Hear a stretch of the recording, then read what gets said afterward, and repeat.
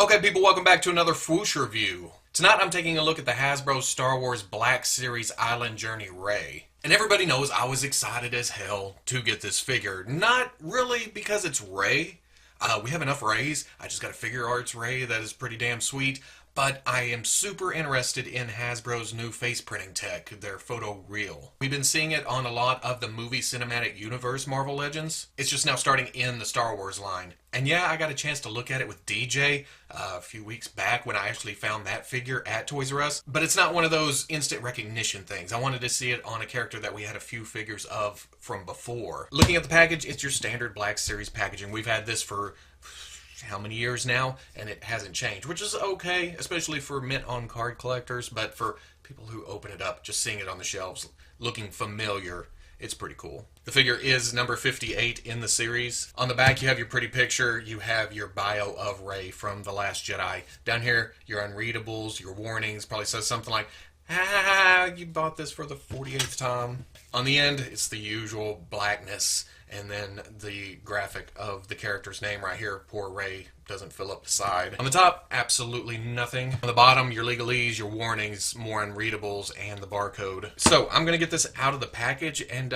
see how she compares to all the rest of the Reys we have. And there we go, all out of the package. And I have to say, there is some downfalls to the body. I say downfalls. There's some nits I have with the body. But, Hasbro, you got me with this face, I think. Looking at the body, I do believe this is our first time getting a Resistance Rey in that costume at the end of The Force Awakens, first of The Last Jedi. So I'm happy to get this, and I really dig the sculpt here. She still has the arm wraps, but it's kind of a cleaner look overall. She doesn't have the hangy, skirty things below the belt. Nice wrinklage. I don't know if that's a real word, but that's what I'm going with. And then the contrasting details to some parts of the body. Her undershirt thing is fairly smooth. Her belt, it looks a little bit leathery, but again, smooth. But her over vest jacket thing, and then down on the shoes, have this texture to it, this cross hatching. It looks kind of knitted. Works perfectly here. They did a great job of not overdoing it to where it's like, wow, holy shit. It's subtle. You have to get up on the figure. You see the wraps on the arms,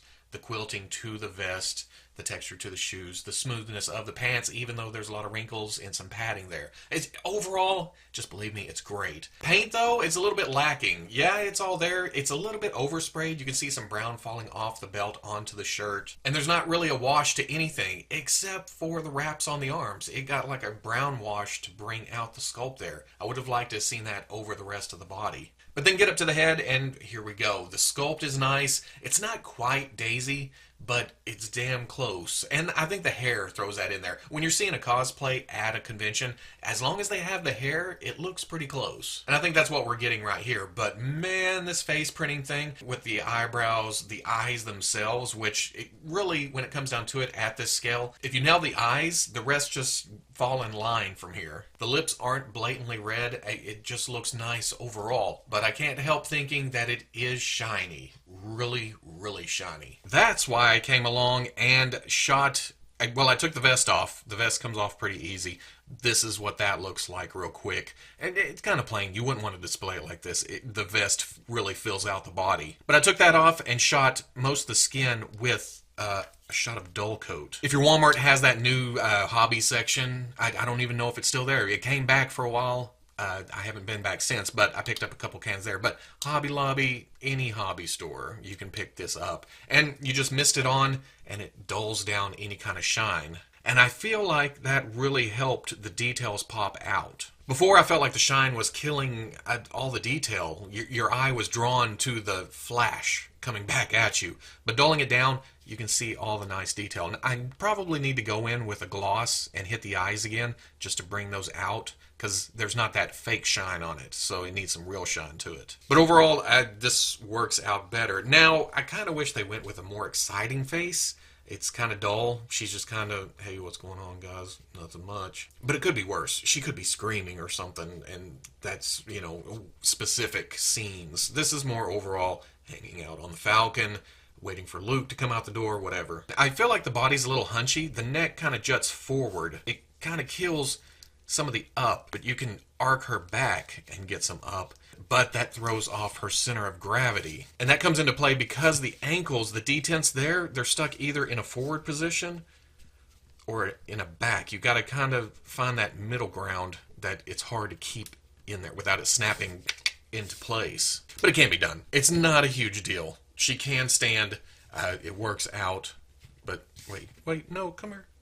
Yeah, you just have to alter it a little bit as you go. And then one last thing, the holster is part of the lower skirt piece. You have the front flap, you have the back flap, but it's also attached to the leg below that swivel. So you go into swivel and it kind of just pulls on that lower piece. It's kind of rubbery, not a huge deal, but you have to keep that in mind whenever you're coming around posing it. Now going over articulation, there's a ball going up into the head with a hinge in the neck. So you get forward, can bury her chin. Look up, not so much. You have that hair strand right there, kind of locking you off. Not a lot of tilt. Swivel. Hinge and swivel at the shoulder, comes out further than I thought, up to there. Swivels around. Hinge and swivel at the elbow, and you can see she has kind of a kick right there that allows for movement past 90. Not much, not as much as Jaina, but a little goes a long way. And then you have swivel there. Hinge and swivel at the wrist, nicely done because it's up and down for saber or blaster. The left side is side to side. There's a ball joint at the waist, arcs back, hunches forward a little bit, side. Ball joint coming out to the hip, goes forward all the way, even with the holster dragging on it right there. Back, out to about right there. Swivel at the thigh. Double knee, hinge at the ankle, goes back, goes forward, and then forward facing pin for rocker. For accessories, these are all reuse, really. It comes with her staff. It has a nice gunmetal look to it. The white is painted onto the wraps right there, and then the brown for the strap. She comes with the lightsaber that we've gotten 153 times now, and on that the blade is removable, and then it pops back in with not a lot of trouble, and it stays tight.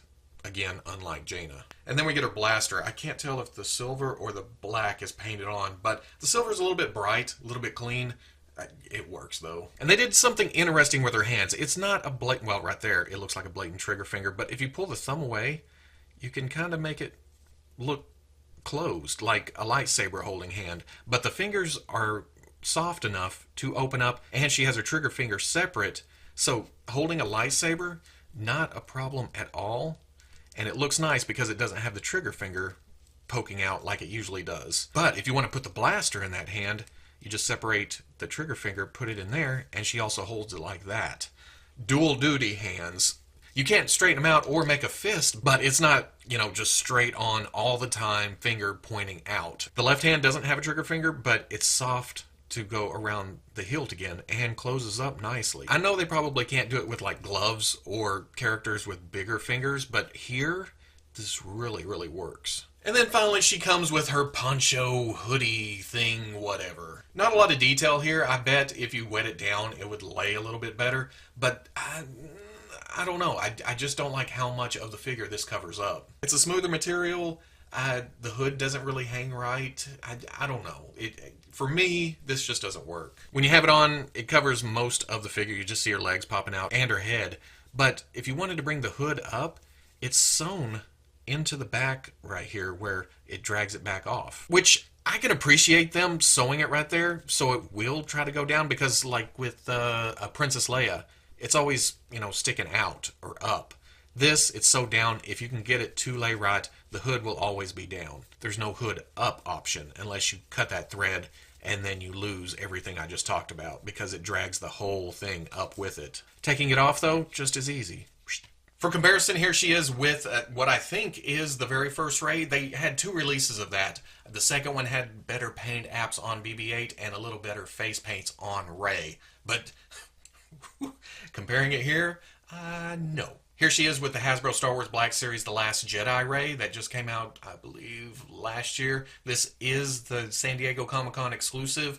This is the eye falling away from her face look, the Shannon Doherty thing going on. So yeah, I was predisposed to like this newer Rey automatically. And then here she is with the Crate Training Rey, even though she never trained on Crate, but whatever. They tried a little bit harder with the face paints on that one. Still doesn't compare here. Here she is with the Mafex The Force Awakens Rey. And this is the one I still have on the shelf, even though it is kind of tall. But looking now, even though I like the face on the Mafex, I don't know. It looks less like Rey now. And then here's the biggie. here's the big comparison that I wanted to see, and that's with the SH Figure Arts The Last Jedi Rey. Figure Arts is pretty good with the face printing tech, but I almost feel like it's heavy here. The softness works in Hasbro's favor. So at the end of the day, Hasbro, this is exactly what you needed to do. Sure, like I said before, the face could have a little bit more emotion to it. Right now it looks a little bit bored,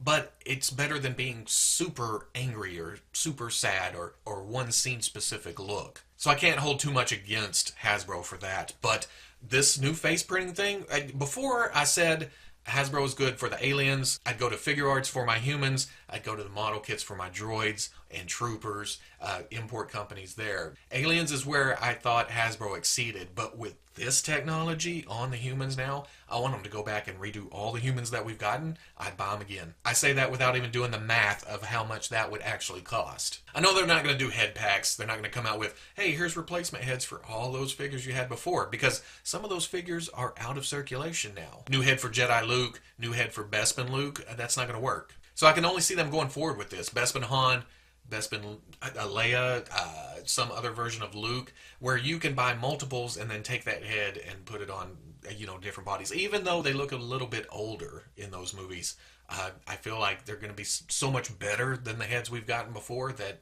it'll be worth replacing. Couldn't have come at a better time where hopefully when the Empire Strikes Back 40th rolls around, all the companies will be pumping out product, and this puts Hasbro right in the running. And then, of course, the newer movies, the newer characters and figures from that. And whatever you think of it, you can hate it, you can love it, whatever. I'm just in for good toys. Complete game changer for Hasbro. This is good enough for me to go, I'm kind of good on Resistance Rey now. But okay, Figure Arts probably still has it articulation-wise and accessory-wise and alternate face-wise. But you know what? If you just want a Resistance Rey looking great on your shelf, $20. Here you go. Done. Move on. So if you like the review, comment, like, subscribe. I'll catch you on the Fwoosh. Yeah, I can't wait to see who Hasbro does next with the face printing tech. Is Tarkin going to have it? Is the Skiff Guard Lando going to have it? I don't know. Hopefully all humans from now on, they'll use this. Except for Ezra. I want all those to match together. Everybody else, give me the face print tech.